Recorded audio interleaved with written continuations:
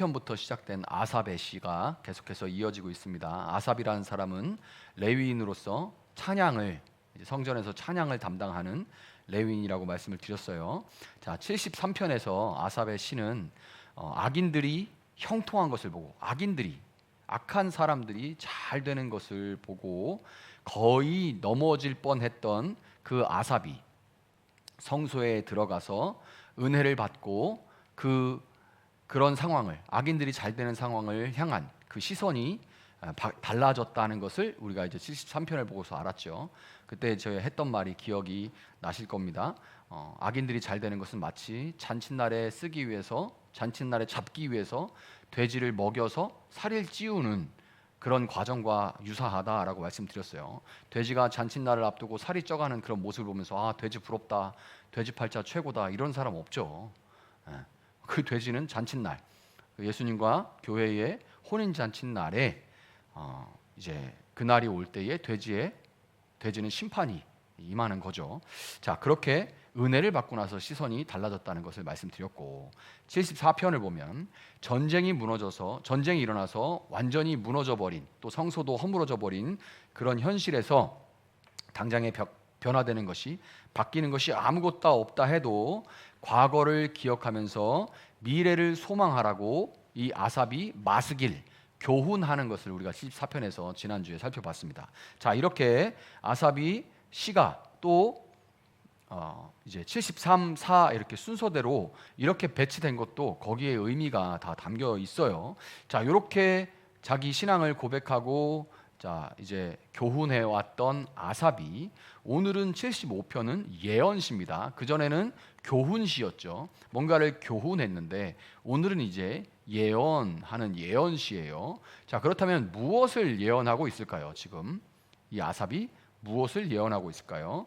알다스헷이라는 이제 그 성경에 보면 조그만 글자로 거기에 알다스헷이라고 적혀 있을 겁니다. 알다스헷이라는 말은 직역하면 부패하지 말아라, 이런 뜻입니다.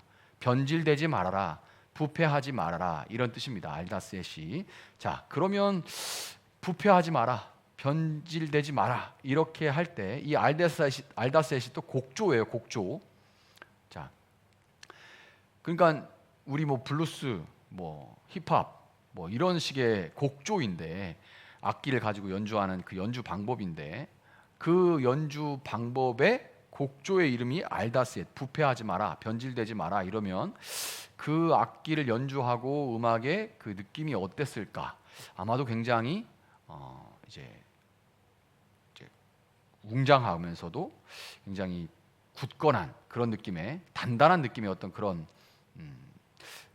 굉장히 남성미 넘치는 그런 류의 곡조가 아니었을까라는 생각이 듭니다. 만약에 그때 이제 녹음기 같은 게 있으면 그런 알다스헷 뭐 이런 것들이 다 녹음이 돼 있을 텐데, 그러면 지금 우리가 이렇게 연주가 됐구나, 이제 현악기 같은 걸로 이렇게 뜯으면서, 때로는 타악기로 두드리면서 그 곡조가 있을 텐데 궁금할 때가 있습니다. 느낌을 우리가 생각해 볼 수가 있겠죠. 부패하지 말라, 변질되지 말라라는 뜻이니까. 자, 1절을 보면 이 시인이, 아삽이 하나님에 대해 찬양을 하고 있어요. 이렇게 말하죠. 하나님, 우리가 주님께 감사하고 또 감사합니다. 주님의 이름을 부르는 이들이 주님께서 이루신 그 놀라운 일들을 전파합니다. 이렇게 돼 있는데, 개역개정에 보면 이 부분이 주의 이름이 가까움이라 이렇게 되어 있습니다. 주의 이름이 가깝다. 자, 이 1절이 10절과 함께 보면 주님은 악인의 오만한 뿔은 모두 꺾어 부수시고 의인의 자랑스러운 뿔은 높이 들어 올리실 것이다. 요 10절과 1절을 함께 연결해서 보면 주의 이름이 가깝다, 주의 이름이 가깝다, 주님께 감사합니다. 왜냐하면 주의 이름이 가깝기 때문입니다. 이것을 10절과 함께 보면 주의 이름이 가깝다는 말은 심판이 임박했다라는 의미예요. 그러니까 지금 시인 아삽은 주의 심판이 가깝기 때문에, 임박하기 때문에 주님을 찬양합니다, 이렇게 고백하고 있는 거예요. 자, 그러니까 지금 시인은 하나님의 심판의 정당성을 인정하는 거예요. 하나님이 심판하시는 것은 정당합니다 하고 인정을 하면서 그분께 영광을 돌리고, 그 심판으로 인해서 하나님께 영광을 돌리면서 감사하고 있다는 것을 1절에서 우리가 알 수 있죠. 자, 예언시를 시작하면서 예언시의 첫 부분이 하나님의 심판이 정당합니다. 그리고 이렇게 심판하심을 감사합니다라고 하나님께 영광을 돌리는 부분으로 시작을 하고 있는 거예요. 자, 2절, 3절을 보면 하나님의 이렇게 아삽이 하나님을 찬양했을 때 하나님이 하시는 말씀이 나옵니다. 2절, 3절에 보면 하나님의 첫 번째 말씀이죠. 하나님께서 말씀하시기를 내가 정하여 놓은 그때가 되면 나는 공정하게 판결하겠다. 땅이 진동하고 거기에 사는 사람들이 흔들리고 비틀거릴 때에 땅의 기둥을 견고하게 붙드는 자는 바로 나다. 이렇게 하나님이 첫 번째로 말씀하세요. 내가 정하여 놓은 그때가 되면 나는 공정하게 판결하겠다. 자, 이 3절 내가 3절 뒤에 보면 사람들이 땅이 진동하고 거기에 사는 사람들이 흔들리고 이런 부분들을 볼 때 땅의 기둥들이 흔들리고 있다는 것을 알 수가 있는데요. 땅의 기둥들이 흔들리고 있다는 것을 알 수가 있는데 땅의 기둥들이라는 것은 뭐냐면 도덕적인 질서의 기초를 의미하는 거예요. 도덕적인 질서의 기초를 의미하는 겁니다. 그리고 세상의 근본 원리들을 땅의 기둥이라고 시인이 표현하고 있는 겁니다. 땅을 이렇게 지금의 모양으로 세상을 지금의 모양대로 유지시켜주는 세상의 근본적인 원리들이 있는데 또 도덕적인 질서가 있는데 그것들이 바로 땅의 기둥들이에요. 자, 뭐가 있을까요? 자, 동서고금으로 뭐가 있을까요? 돈보다 생명이 더 중요하다. 그죠? 누구나 동의하고 과거나 지금이나 사람 목숨보다 귀한 것은 없다. 그죠? 이거를 뭐 어려운 말로 생명, 존엄 이런 얘기들을 하지만 그러나 예전이나 지금이나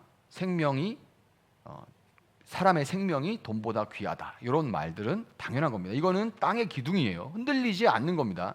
이게 흔들리면 안 되는 건데 지금 흔들리고 있다는 얘기예요. 자, 그 다음에 또 뭐가 있습니까? 여자와 남자라는 것, 성별, 이것도 기초죠. 기초적인 겁니다. 그리고 부모와 자식 관계를 대표로 하는 사람과의 관계, 유교적이라고 얘기할 수도 있지만 친구끼리의 관계, 부부간의 관계, 부모와 자식 간의 관계가 어떠해야 되는지는 문화에 따라 조금씩은 다르지만 그러나 그 관계에 어떠해야 되는지는 이제 동서고금으로 질서들이 있습니다. 자, 그런데 이것이 땅의 기둥들인데 이번에 이제 24년 파리 올림픽이 이제 폐막을 했죠. 얼마 전에 폐막을 했는데 자, 파리 올림픽을 보시는 분들은 뉴스를 보면서 기함을 했을 거예요. 애들하고 같이 본 사람들은 다 깜짝 놀랐다고 하더라고요. 개막식부터 아예 우리 서울에서 열리는 혹은 최근엔 지방 도시들에서도 열리는 퀴어 축제의 코드로 아예 이제 파리 개막식을 했습니다. 그것도 퀴어 축제인데 그 퀴어 축제의 모티프를 성만찬에서 따왔죠. 그래서 성만찬인데 예수님이 있어야 될 자리에 이제 동성애자를 앉혀놓고 완전히 전라인 남자를 이제 그 식탁 테이블 위에 올려놓고 이런 일들이 있었어요. 자, 그리고 왜 하필이면 성만찬이냐? 그러면 이제 기독교가 그 남자 여자 이것을 이제 세상의 어떤 기둥들을 붙들고 있는 게 기독교니까 조롱하는 거죠. 조롱하는 거예요. 파리 올림픽에서. 자, 그 다음에 이번에도 아주 종목들에서 재미난 일들이 재미나다고 해야 되나요? 참 기가 막힌 일들이 또 있었죠. 복싱하고 수영 등등 종목들에서 누가 봐도 남자인 사람들이 나와서 여자들하고 싸웠습니다. 남자는 남자대로, 여자는 여자대로 종목별로 이제 다름을 인정하고 거기서 체급별로 또 성별로 나눠서 경기를 하죠. 그래서 여자 유도, 남자 복싱, 여자 복싱 이렇게 나눠져 있잖아요. 그런데 누가 봐도 남자인 사람들이 심지어 유전학적으로도 생물학적으로도 XY 염색체를, 여자는 XX죠. 남자는 XY 염색체인데 XY 염색체를 가지고 있음에도 불구하고 내가 정서적으로 난 여자라고 느낀다라고 주장해서 그냥 여자로 나왔습니다. 나는 여자니까 난 여자라고 느껴. 나는 성적인 정체성이 여자야. 그러니까 세상이 사람을 볼 때 그 사람의 존재를 내가 성적으로 어디에 끌리느냐에 따라서 그 사람을 정하는 겁니다. 사람을 평가하는 거예요. 그래서 이제 비난들이 있었죠. 상대 선수는 4년 동안 준비를 하고 죽도록 훈련해서 나왔는데 같은 급이라고 해도 이제 기본적인 신체의 능력이 다르고 힘이 다른 사람들이 나와서, 남자들이 나와서 복싱을 하고 수영을 하고, 이렇게 그 사람이 여자 대회에 나오기 전에는 세계 막 아주 보이지도 않는 데 있다가 여자 대회 나와서 금메달 따고, 이런 일들. 그래서 비난이 일어나니까 올림픽 위원회에서 하는 말은 이겁니다. 염색체만으로 사람을 평가해서는 안 된다. 그럼 뭘로 평가해야 되는지를 모르겠어요. 그 다음에 또 개막식 중에 이런 게 있었습니다. 이제 영상으로 나오는 장면 중에 청황색 말을 탄 기수가 나오는데, 하필이면 그 말이 이제 검은색, 흰색 이런 말들도 아니고 청황색 말이었어요. 청황색 말이라는 건 뭐냐면 계시록 6장에 나오는 네 개의 말들이 나오는데 그 중에서 맨 마지막에 나오는 말이 청황색 말이에요. 청황색이라는 말은 여러분들이 이제 지금은 영안실이나 혹은 사람이 죽었을 때를 시신을 볼 사람들이 별로 많지 않겠지만, 보면 이제 죽음 이후에 임종한 후에 보면 좀 시간이 지나고 나면 사람의 색깔이 입술부터 해서 변하는데, 이렇게 푸르다 못해 약간 멍든 것 같은 그런 느낌의 색깔이 있죠. 그런 색깔, 죽은 사람만이 풍기는 그 색깔을 우리가 청황색이라고 합니다. 청황색. 우리가 찬물에 오래 들어가면 조금 비슷한 색깔이 나오는데 그 청황색이죠. 근데 계시록 6장에 나오는 그 말탄 기수 4명이, 그 중에서 마지막에 나오는 기수가 청황색인데, 거기 성경에 이것은 죽음이다 라고 설명을 해줍니다. 청황색 말을 탄 기수가 상징하는 것은 죽음이에요.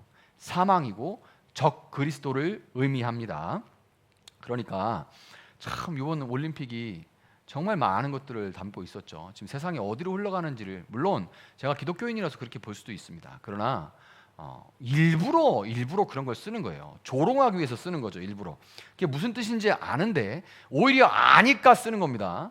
심지어 기독교인인데도 모르는 사람들도 있죠. 그러나 아는 사람은 보이는데 저것이 무슨 의도로 저러는지가 보이는 거예요.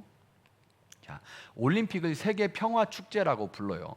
세계의 평화 축제라고 부르면서 공개적으로 죽음을 선포하는 거예요. 청황색 말을 탄 기수가 나오는 겁니다. 영상으로. 개막식에 청황색의 죽음을 상징하는 기수가 개막식에서 영상에 등장을 하는 거예요. 그럼 무슨 얘기예요, 이게? 세계 평화를 의미하는 올림픽을 열면서 죽음을 보이는 거예요. 비아냥거리는 거죠. 비아냥거리는 거예요. 그러면서 실제로 무슨 일이 일어났습니까? 이란 이스라엘 전쟁 위기가 이제 그 올림픽 기간에 아주 극으로 치달았습니다. 거의 진짜 전쟁 날 뻔했죠. 그래서 막 전쟁이 나면 미국도 개입하고 러시아도 개입하고 중국도 개입하겠다라고 막 얘기가 나와서 이거 진짜 3차 대전으로 나가겠다라는 얘기까지 나올 정도였습니다. 그러니까 무슨 소리예요? 사탄이 비웃는 거예요. 니들이 노력하고 쌩 난리를 쳐도 결국 죽음으로 다 끝날 거야 라고. 세상은 동성애로 대표되는, 상징되는 죄악이 가득하고 이 역사는 결국 다 죽음으로 끝날 거다라고 비웃는 거죠. 인간의 노력은 의미가 없는 것은 아닙니다. 평화를 위해서 노력도 하고 만나기도 하고 해야죠. 인간의 노력이 아예 의미 없다고 말할 수는 없지만, 이 인간의 죄성으로 인해서 결국 땅의 기둥들은 흔들리게 되어 있고 사망으로 흘러갈 뿐인 거예요. 결국에는 노력들을 하고 나름의 이런저런 노력들을 하지만, 그러나 이 역사는 점점 사망으로 흘러가고 기둥들은 흔들리게 되는 겁니다. 그럼에도 불구하고 하나님이 만드신 태초의 창조는 이 기둥처럼 견고하고 든든합니다. 그러니까 지금까지 왔죠. 이렇게 세상이 망할 것 같다라고 한 것은 지금만이 아니에요.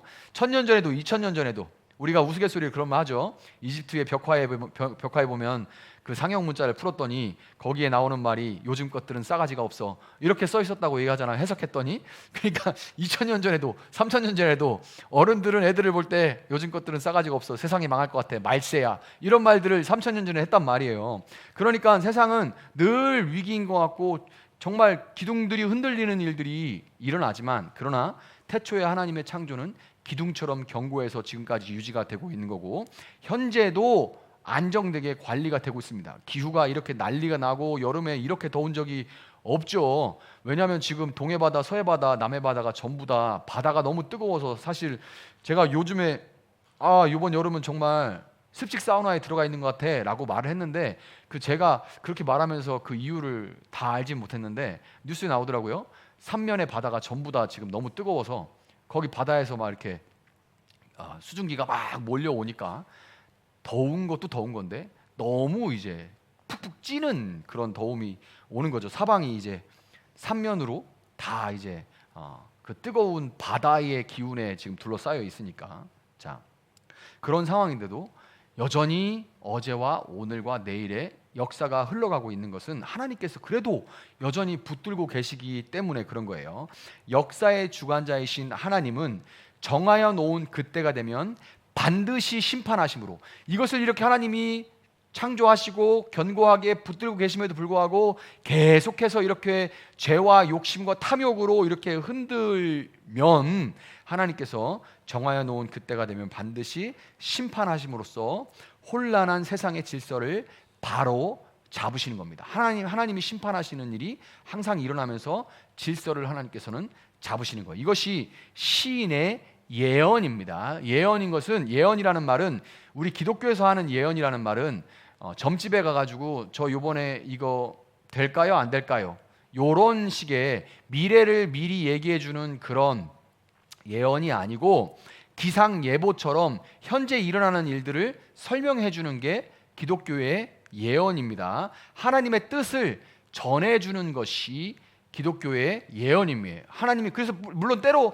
그것은 미래의 일도 포함되어 있죠. 근데 그것은 내가 이 사람이 이 일이 내일 어떻게 될까 이런 걸 보는 게 아니라, 내일 지금 이 주가가 올라갈까 이런 거 아닙니다. 이런 게 아니라 하나님이 이미 요한계시록과 성경에 미래에 이런 일이 있을 것이다라고 이미 말씀하신, 드러내신 것들을 전해주는 것을 기독교에서는 예언이라고 하는 거예요. 그래서 시인이 이렇다라고 지금 예언을 하고 있는 것이에요. 그래서 자, 이렇게 하나님께서 개입하셔서 정한 때에 심판하실 것이기 때문에 이 시인은 1절과 같이 하나님을 찬양하고 있는 겁니다. 하나님의 심판은 당장의 눈에 보이지 않지만 보이지 않는다고 해서 없는 것이 아니에요. 이게 정말 중요하죠. 하나님의 심판은 당장의 눈에 쉽게 보이지 않지만 보이지 않는다고 없는 것은 아닙니다. 세상의 중요한 것들은 대부분 보이지 않아요. 사랑 말하는데 사랑은 보이지 않고 믿음도 눈에 보이지 않죠. 세상에 중요한 것들은 눈에 보이지 않고, 세상에 정말 두려운 것도 먼저 눈에 보이지 않습니다. 심판도 눈에 보이지 않지만 보이지 않는다고 해서 없는 것이 아니에요. 하나님은 심판을 이미 그 때를 정해 놓으셨습니다. 그러니까 4절 5절에서 시인은 뭐라고 합니까? 오만한 자들에게는 오만하지 말아라 하였으며 악한 자들에게는 오만한 뿔을 들지 말아라. 오만한 뿔을 높이 들지 말아라. 목을 곧게 세우고 거만하게 말을 하지 말아라 하였다. 이러니 오만하지 말아라 라고 얘기를 하나님이 말씀하셨다는 거예요. 자, 뿔을 든다는 것은 이제 이스라엘의 많은 사냥 같은 거를 보고서 그 뿔이 화려한 그 뿔을 가지고 짐승이 이 뿔을 가지고 고개를 드는 그 행위를 뿔을 들지 말라라 이렇게 얘기하는 건데, 뿔을 든다는 것은 순양이 이제 번식기 이럴 때에 내 뿔이 얼마나 화려하냐 하고서 이렇게 막 고개를 들어서 이렇게 자랑하는 그런 모습을 보여주는 거예요. 자기의 힘과 화려함과 그 자기의 의지 같은 것들을 표현하는 것을 뿔을 든다라고 얘기를 합니다. 그러니까 심판이 이렇게 보이지 않지만 반드시 있기 때문에 하나님을 거스르는 교만한 행동과 약한 자들을 위협하는 행태를 그쳐라 라는 말이에요. 이렇게 오만하고 약한 자들을 위협하는 것은 모두 심판이 없고 이 세상이 끝이라고 생각하는 사람들만이 하는 행동입니다. 오만한 것은 이 세상이 끝이라고 생각하는 사람들만이 하는 행동이에요. 법 없이도 살 수 있는 사람, 이런 말이 있는데 세상에 법 없이도 살 수 있는 사람은 없습니다. 다만 우리 집사님도 너무 선하고 좋은 분으로, 호인으로 보이지만, 그러나 내가 죄질 수 있는 환경이 안 될 뿐이지. 우리 집사님 참 보면은 참 법 없이도 살 수 있을 분 같아요. 정말 천사가 따로 없어요 라고 말하지만 같이 사는 전도사님은 아실 것이고, 그 다음에 그런 환경과 형편이 되면 무슨 일을 벌일지 사람은 몰라요. 내가 다른 사람들처럼 막 사람들이 막 높여주는 자리에 있지 못하고, 내가 정말 막 써도 넘치는 돈들이 있고 이렇지 않으니까 내가 이렇게 버텨가는 거지, 세상에 법 없이도 살 수 있는 사람은 없어요. 그런 지위와 역할을 얻지 못했을 뿐이죠. 저도 마찬가지로 그런 지위와 역할에 있으면 누구보다도 많이 죄를 지을 사람이고요. 심판을 믿지 않으면 사람은 반드시 부패하게 되어 있습니다. 부패하지 않을 이유도 없어요. 왜 부패하면 안 되는데요? 아까 이 알다스에 뭐라 그랬어요? 부패하지 말아라, 변질되지 말아라라고 했죠. 그런데 심판을 얘기하지 않으면 세상에 부패하지 않을 사람도 없고 부패하고 변질되지 않을 이유도 없습니다. 왜 그래야 되는데? 왜 그래야 되는데요? 내가 못할 뿐이지 그런 지위와 역할만 얻는다면 그러지 말아야 될 이유가 뭐가 있는데요? 적당하게 남들한테 뭐 법에 저촉돼가지고 잡혀갈 정도만 아니면 되는 거지. 뭐 얼마든지 타락하고 살아도 되죠.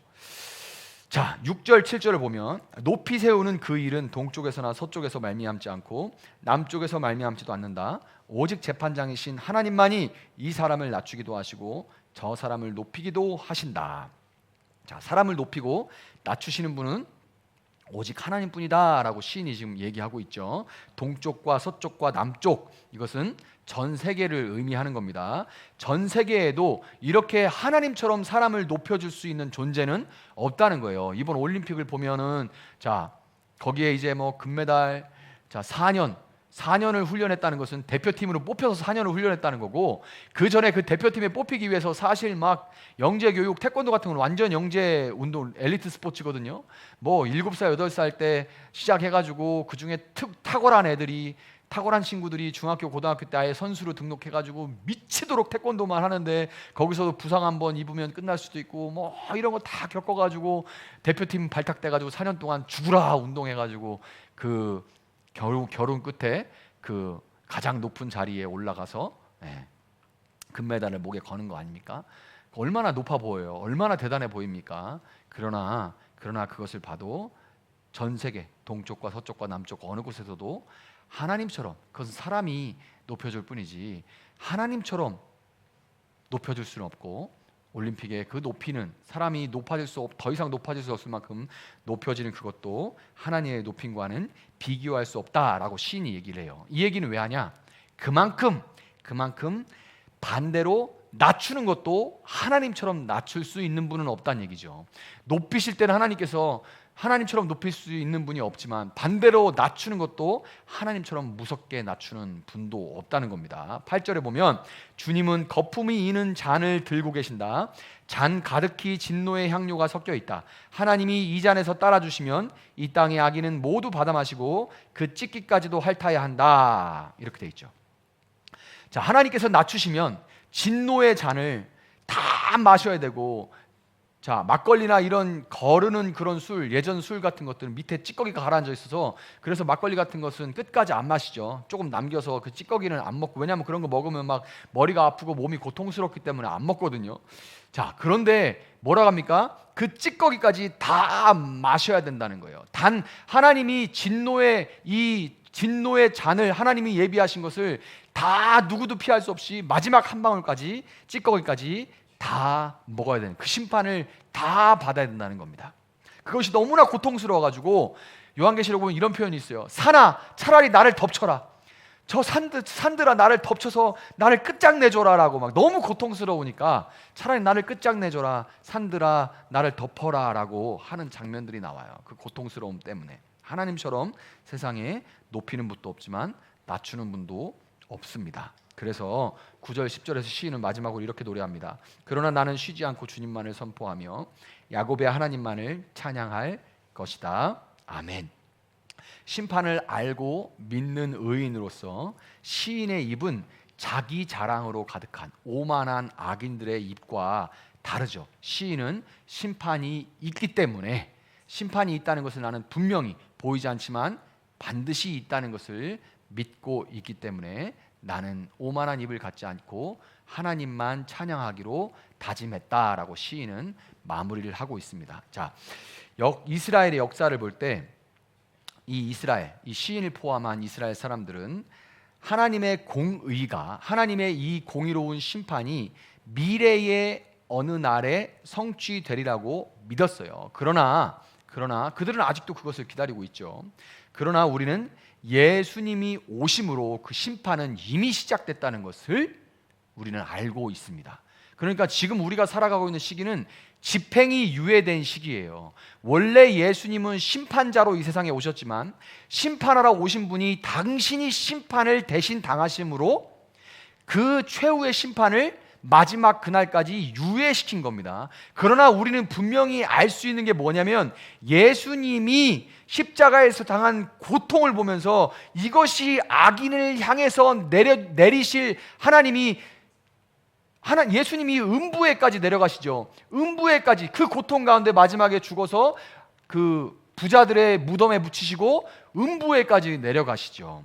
이것이 바로 악인들에게 내릴 진노구나라는 것을 우리가 십자가를 통해서 우리가 알 수가 있는 것이고, 유예되어 있지만 이것은 반드시 오는구나라는 걸 알 수가 있고, 또 부활과 승천을 보면서, 예수님의 부활과 승천을 보면서 우리는 의인들이 얼마나 높아질지를 볼 수가 있습니다. 그러니까 악인들은 예수님이 음부에 내려간 것처럼 지옥 강하라고 얘기하거든요. 지옥의 밑바닥까지 내려가게 될 것이고, 의인들은 예수님이 하늘에 오르신 것처럼 하늘에 오르는 것보다 인간이 어떻게 더 올라갈 수 있겠어요? 그 예수님의 부활과 승천을 보면서 의인들은 하나님께서 저렇게 높여주시는구나, 우리는 예수님을 통해서 분명히 알 수가 있는 겁니다. 그러니까 우리는 어떻게 해야 됩니까? 우리는 그러므로 이 시인이 예언한 것, 미리 하나님의 뜻을 우리에게 전해준 바대로 알다스헷, 뭐라고 했습니까? 알다스헷 뭐라고 했어요? 부패하지 말아라, 변질되지 말아라, 그런 뜻이라고 했죠. 끝까지 알다스헷하고 하나님만을 찬양할 수 있기를 예수님의 이름으로 축복합니다.